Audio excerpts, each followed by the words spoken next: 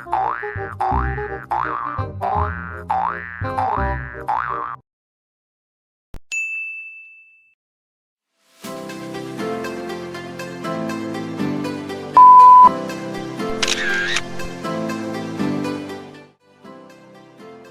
semuanya, Namo Buddhaya. Bertemu lagi di video pembelajaran bersama Bunda Mira. Nah teman-teman, hari ini kita akan belajar bersama mata pelajaran Ilmu Pengetahuan Sosial atau IPS kelas 6 tema 3. Apa aja sih yang akan kita pelajari? Yuk langsung saja kita lanjut untuk mengetahui materi-materi yang akan kita bahas pada video pembelajaran kali ini. Nah teman-teman, yang akan kita bahas yang pertama atau materi 1 tentang pengaruh listrik terhadap kehidupan masyarakat.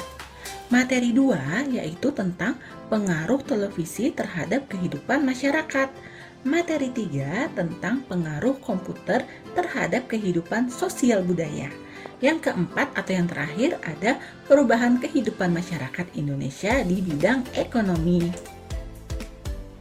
Kita bahas yang pertama yaitu tentang pengaruh listrik terhadap kehidupan masyarakat. Nah teman-teman, kalian tahu nggak sih listrik yang kalian gunakan dalam kehidupan sehari-hari ini diciptakan atau ditemukan oleh Michael Faraday teman-teman. Jadi Michael Faraday ini adalah penemu listrik yang lahir pada tahun 1791 di Newington, Inggris teman-teman. Nah walaupun Faraday ini lahir dari keluarga miskin dan hanya sebentar merasakan pendidikan di sekolah teman-teman, dengan perjuangannya yang keras dan pantang menyerah, Faraday ini berhasil menciptakan alat yang bernama generator. Jadi generator ini yang menghasilkan arus listrik teman-teman. Nah teman-teman, selanjutnya pengaruh listrik terhadap perubahan sosial budaya teman-teman. Kalian bisa bayangin gak sih kalau sampai sekarang kalian belum menemukan atau belum merasakan yang namanya listrik? Wah, pasti sangat susah sekali ya teman-teman. Seiring berjalannya zaman dan berkembangnya teknologi, listrik ditemukan dan teknologi semakin maju loh teman-teman. Tetapi semenjak berkembangnya teknologi termasuk ditemukannya listrik, manusia semakin berubah teman-teman, karena listrik yang berpengaruh pada kehidupan manusia zaman ini. Nah, perubahan ini bisa berdampak positif dan negatif loh teman-teman. Kita akan bahas bersama ya, apa dampak positif dan negatif dari penggunaan listrik teman-teman. Yang pertama, pengaruh pada bidang ekonomi. Nah teman-teman, sebelum ditemukannya listrik, manusia itu menggunakan api sebagai bahan penerangan. Mereka menggunakan pelita, obor, dan lain-lain. Karena itu biaya hidup akan lebih hemat teman-teman dan tidak makan banyak biaya. Namun karena belum ditemukannya listrik, jadi pekerjaan semakin sulit teman-teman dan pekerjaannya tidak cepat selesai. Sedangkan sesudah ditemukan listrik, biaya kehidupan akan semakin mahal teman-teman karena harus membayar tagihan atau biaya listrik yang dipakai. Sedangkan untuk proses pekerjaan bisa cepat selesai teman-teman. Nah lanjut pada bidang pendidikan teman-teman. Wah bisa bayangin ya kalau misalnya kalian sekolah itu sebelum ada listrik teman-teman, belajarnya menggunakan obor atau pelita. Nah jadi sebelum ditemukannya listrik, setiap siswa hanya bisa belajar dan mengerjakan tugas di siang hari teman-teman karena masih ada matahari. Nah meskipun masih bisa mengerjakan tugas dan belajar pada malam hari dengan menggunakan lilin atau pelita, namun hal ini bisa merusak mata loh teman-teman, kasihan ya. Jadi tidak bisa dipaksakan untuk membaca dalam keadaan gelap. Hal ini dikarenakan keadaan yang gelap saat malam hari teman-teman, sehingga susah untuk belajar atau membaca pada zaman dulu sebelum ditemukan listrik. Nah setelah ditemukan listrik, siswa dapat belajar dan mengerjakan tugas mereka kapan saja teman-teman. Akan menjadi lebih mudah saat kita mengerjakan tugas dan belajar ketika ada lampu ya teman-teman. Selanjutnya, pengaruh pada kehidupan sosial teman-teman. Sebelum ada listrik, orang-orang itu berkomunikasi dengan berbicara dan mengirim surat teman-teman. Karena pada saat itu masih belum ada gadget atau gawai, maka orang-orang tidak bisa melakukan komunikasi secara chat, SMS, video call, dan lain-lain. Maka dari itu orang-orang berkomunikasi satu dengan yang lainnya dengan cara ngobrol, berbicara, atau interaksi jarak jauhnya menggunakan surat teman-teman. Sedangkan setelah ada listrik atau seiringnya majunya teknologi, manusia menciptakan yang namanya gadget atau gawai atau handphone atau telepon genggam. Nah, sama saja. Nah, kehidupan sosial manusia semakin berubah teman-teman. Orang-orang menggunakan gadget mereka untuk berkomunikasi. Walaupun berkumpul bersama, cuma mereka sering menggunakan gadget masing-masing teman-teman. Jadi sibuk sendiri menggunakan gadget masing-masing. Jadi itu salah satu kekurangan dari gadget ini ya teman-teman, bisa membuat orang yang sebenarnya dekat menjadi jauh teman-teman. Selanjutnya, pengaruh pada kehidupan budaya. Sebelum ditemukan listrik, orang-orang menggunakan obor, pelita, dan lilin sebagai benda penerangan pada malam hari di rumah mereka. Namun, hal ini membuat orang-orang yang melakukan aktivitas saat malam hari menjadi lebih sulit dan lambat teman-teman, karena kurangnya penerangan. Nah, tapi setelah ditemukannya listrik dan juga lampu, orang-orang menjadi lebih mudah untuk melakukan aktivitas saat malam hari. Nah, pengaruh yang terakhir yaitu pada dunia hiburan. Sebelum ditemukannya listrik, teman-teman, atau gadget seperti HP, laptop, PlayStation, anak-anak itu tidak dapat bermain hal-hal seperti itu, teman-teman. Namun, anak-anak bermain dengan permainan buatan mereka sendiri atau mungkin permainan tradisional. Mereka lebih merasakan kebersamaan karena mereka bermain bersama teman-teman mereka secara langsung. Namun, setelah ditemukannya listrik dan diciptakannya gadget atau video games, anak-anak jarang berinteraksi secara langsung teman-teman. Mereka lebih suka bermain di rumah dibanding dengan teman-teman mereka dan beraktivitas di dalam rumah saja teman-teman. Kita lanjut ke materi yang kedua, yaitu tentang pengaruh televisi terhadap kehidupan masyarakat. Nah teman-teman, tahu nggak sih televisi yang kalian gunakan itu diciptakan oleh siapa? Jadi televisi itu pertama kali diciptakan oleh John Logie Baird. Nah, John Logie Baird ini merupakan insinyur asal Skotlandia yang lahir pada tanggal 13 Agustus 1888 teman-teman. Ia bisa dianggap sebagai penemu televisi lantaran menjadi orang yang pertama kali mampu menayangkan gambar bergerak di televisi teman-teman. Nah, televisi yang dia buat itu pertama itu namanya televisor. Nah, yang dia bangun dari kardus, lampu sepeda, lem, benang, dan lilin teman-teman. Nah, televisi itu apa sih? Televisi itu merupakan salah satu perkembangan teknologi yang sangat berpengaruh dalam kehidupan manusia. Televisi memungkinkan penyampaian informasi melalui tayangan yang dapat dinikmati di wilayah yang luas dan dapat menayangkan peristiwa secara langsung. Televisi juga dapat berpengaruh pada kehidupan kita ya teman-teman. Ada dampak positif dan ada dampak negatifnya sebelum dan setelah ditemukannya televisi teman-teman. Yang pertama yaitu pengaruh pada bidang ekonomi. Sebelum adanya televisi teman-teman, orang-orang menawarkan barang dagangannya dari mulut ke mulut atau melalui koran dan pamflet teman-teman. Kelebihannya adalah interaksinya langsung semakin erat, sedangkan kekurangannya yaitu membuang-buang waktu teman-teman. Tapi setelah ada televisi, orang-orang mudah memasarkan barang dagangannya melalui iklan di televisi. Kelebihannya yaitu waktu menjadi lebih efisien teman-teman, tetapi kekurangannya interaksi antar pembeli dan penjualnya tidak dapat terjalin secara erat ya teman-teman karena hanya melalui media televisi. Nah, yang kedua yaitu pengaruh pada bidang pendidikan. Sebelum adanya televisi, teman-teman, media pembelajaran hanyalah bersumber dari buku. Walaupun membuat anak menjadi gemar membaca, tetapi terkadang banyak buku yang harus di-upgrade atau diperbaharui teman-teman seiring berjalannya zaman.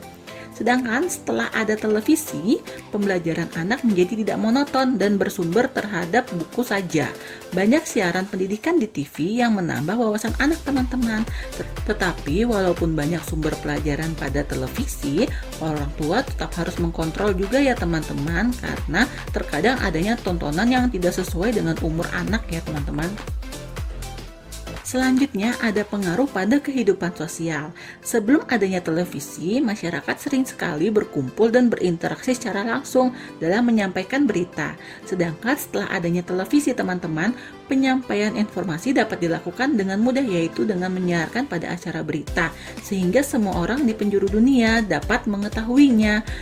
Tetapi perlu diingat teman-teman, kita juga harus memilah-milah segala bentuk informasi karena banyaknya berita hoax yang ada di sekitar kita ya teman-teman. Nah, selanjutnya ada pengaruh pada kehidupan budaya. Sebelum adanya televisi, kita hanya mengetahui budaya asing hanya bersumber dari media cetak teman-teman. Sedangkan setelah adanya televisi, kita dapat mengetahui nih budaya asing dan bahkan dapat memperkenalkan budaya kita kepada negara-negara lain. Pesatnya budaya asing yang masuk ke negara kita terkadang membuat kita melupakan budaya kita sendiri loh teman-teman. Maka dari itu kita harus tetap mencintai budaya kita sendiri ya teman-teman.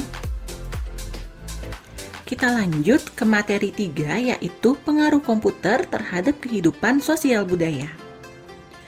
Nah teman-teman, tahu nggak sih siapa penemu komputer?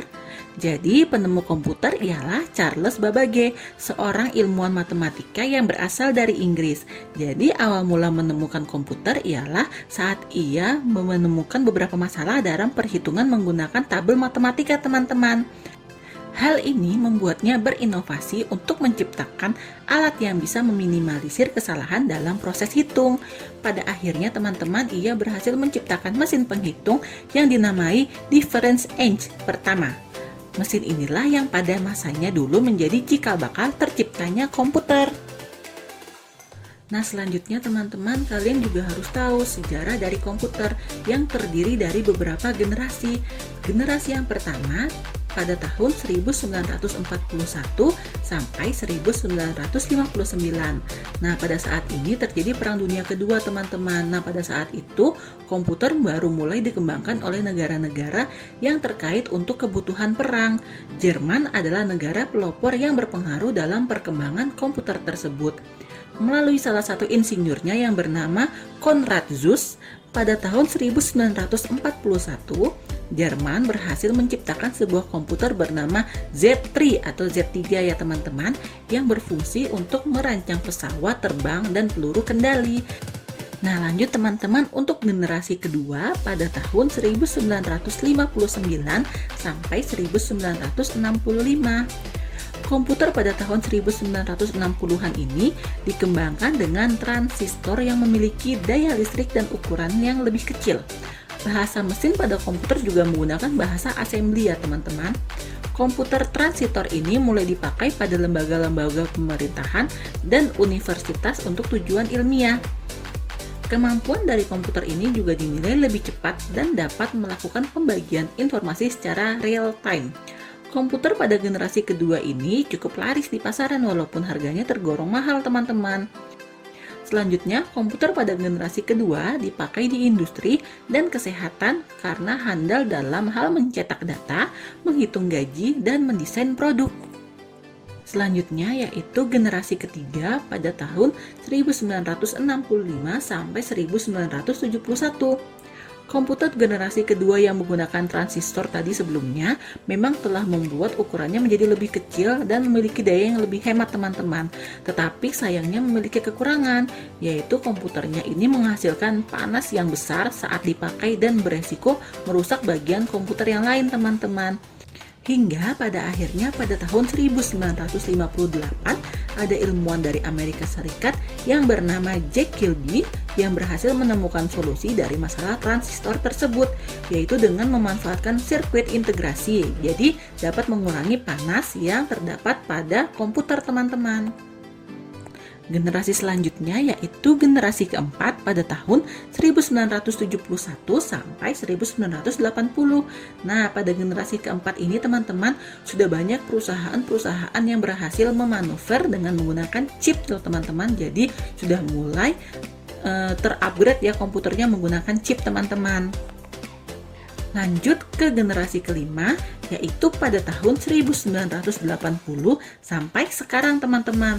Nah, pada komputer generasi kelima ini sudah menggunakan standar PC. Nah, perusahaan yang dianggap ahli dalam pengembangan komputer ini adalah Intel dan Microsoft teman-teman. Nah, teman-teman, komputer dapat didefinisikan sebagai suatu peralatan elektronik yang terdiri atas beberapa komponen.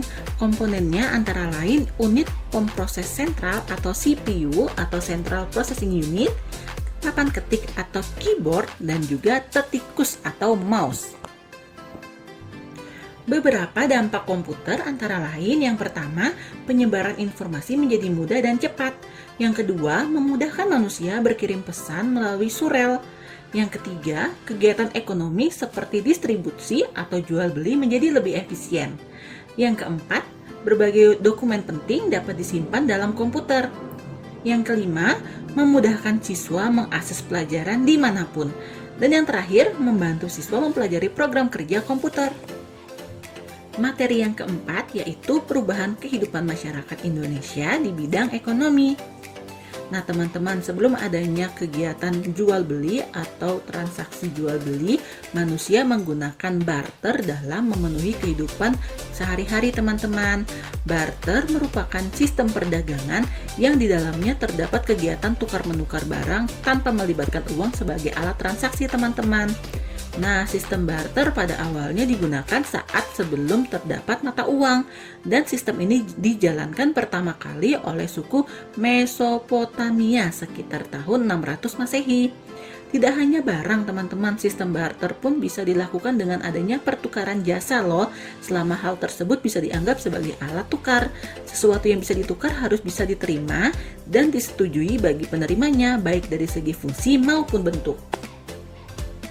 Nah, ada pula jenis-jenis barter. Yang pertama, ada barter langsung. Barter langsung yaitu memungkinkan kedua belah pihak antara pembeli dengan penerima melakukan kegiatan menukar barang secara langsung.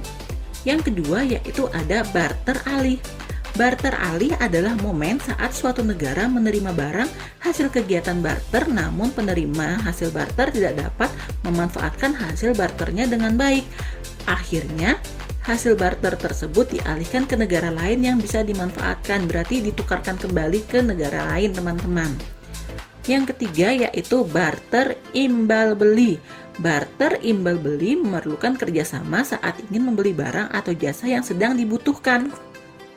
Nah teman-teman, setelah ditemukannya uang, proses barter itu mulai sedikit demi sedikit ditinggalkan teman-teman. Jadi mulai beralih menggunakan uang sebagai perantara jual beli.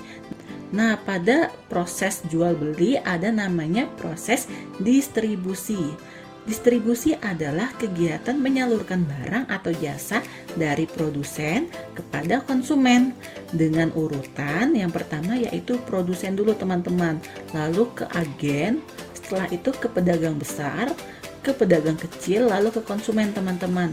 Nah ini ada contohnya. Jadi ikan yang kita makan berasal dari nelayan dulu. Nelayan menangkap ikan, lalu ikan yang ditangkap itu dijual di pelelangan ikan teman-teman.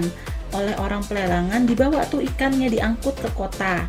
Setelah diangkut ke kota dijual lagi tuh di pasar. Setelah dijual di pasar barulah kalian bisa membeli dan menikmati ikan di rumah kalian masing-masing. Lalu teman-teman, kita juga perlu mengetahui ada namanya kegiatan ekspor dan impor. Nah, kegiatan ekspor adalah tindakan menyalurkan barang atau komoditas dari dalam negeri ke negeri lain teman-teman. Jadi contohnya kita mengirimkan barang dari Indonesia ke negara lain teman-teman. Lalu ada kegiatan impor, yaitu tindakan menyalurkan barang atau komoditas dari negara lain ke dalam negeri. Jadi contohnya Indonesia membeli barang dari negara lain teman-teman. Nah teman-teman, pada saat proses distribusi ada beberapa alat transportasi yang digunakan teman-teman.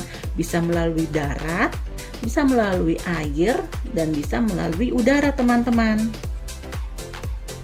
Nah teman-teman, jadi itu adalah materi yang udah kita bahas bersama, yaitu pengaruh listrik, televisi, komputer, dan juga perubahan perekonomian teman-teman. Semoga materi yang sudah kita bahas bersama dapat membantu kalian belajar di rumah ya teman-teman. Bunda tetap ingatkan untuk tetap jaga kesehatan, menggunakan masker ketika keluar rumah atau beraktivitas di luar rumah, dan jangan lupa mencuci tangan dengan baik dan benar ya teman-teman. Tetap semangat belajar di rumah. Mohon maaf bila ada kekurangan dalam video pembelajaran Bunda.